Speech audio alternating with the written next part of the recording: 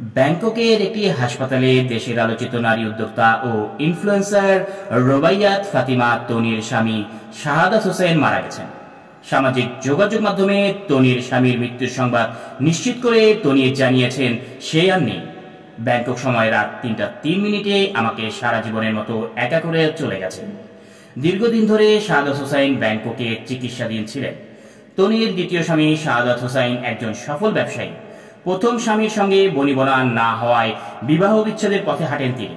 এরপর ভালোবেসে বিয়ে করেন শাহাদাতকে।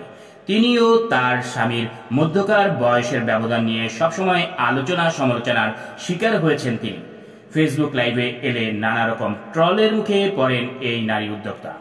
এসবের তার কোনো তোয়াক্কা নেই। তিনি দিন শেষে নিজের ঘরে শান্তিতে থাকতে চান বলেই অভিমত দিয়েছেন নানা সংবাদ মাধ্যমে।